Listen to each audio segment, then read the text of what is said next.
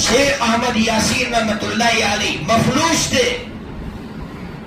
آپ تو wheel chair پر آتے تھے لیکن دشمن ٹہل جاتا تھا ان کو دیکھ کر, ان کی سوچ کو سن کر.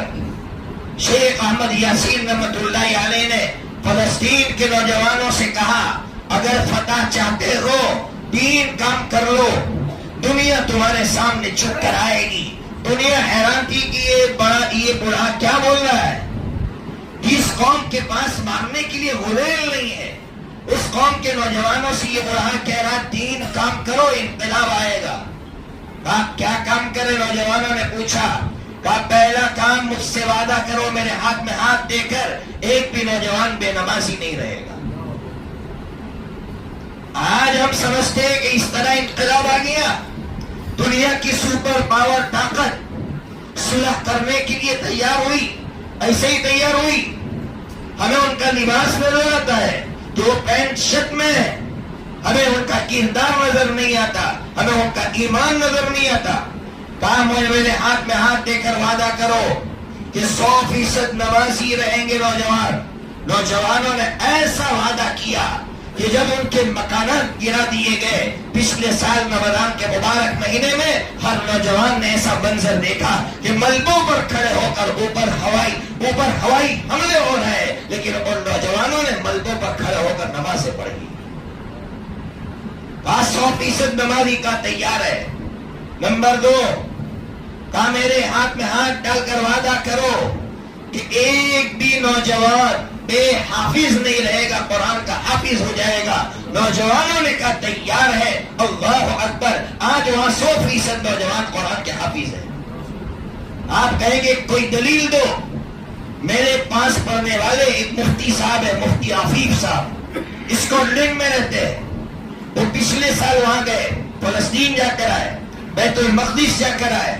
انہوں نے مجھ سے آ کر کہا جب انڈیا آئے, کہا مفتی صاحب میں نے وہاں کے گیٹ کیپر کو قرآن کا حافظ پایا ہے, میں نے ٹیکسی ڈرائیوروں کو قرآن کا حافظ پایا ہے. آپ سوچئے تو صحیح میرا رب کیسے حفاظت کر رہا ہے.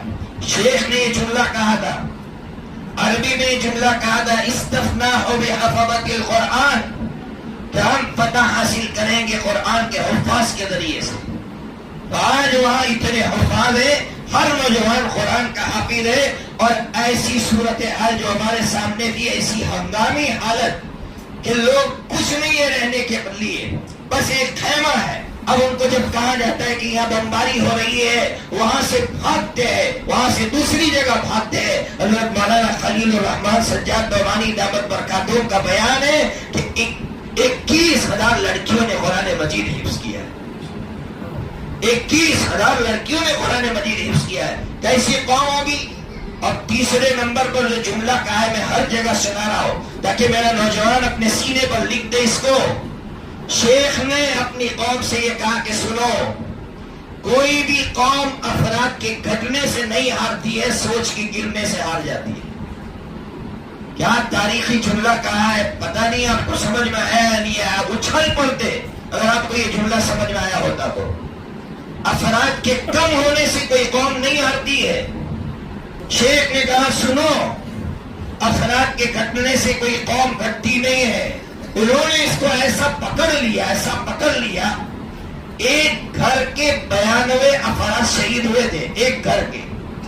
آپ نے وہ منظر دیکھا ہوگا کہ 92 افراد شہید ہونے کے بعد جب لوگ تسلی دینے کے لیے آئے, اس نوجوان نے یہ کہا مجھے تسلی مت دو بلکہ مجھے مبارکباد دو کہ اللہ نے میرے گھرانے کو قبول کیا. کیا ہے یہ جذبہ میرے اندر, کیا ہے یہ جذبہ میرے اندر, یہ حوصلہ ہے. ہر چیز کو کھونے کا حوصلہ ان کے پاس ہے, ہر چیز کو کھونے کا حوصلہ ان کے پاس ہے.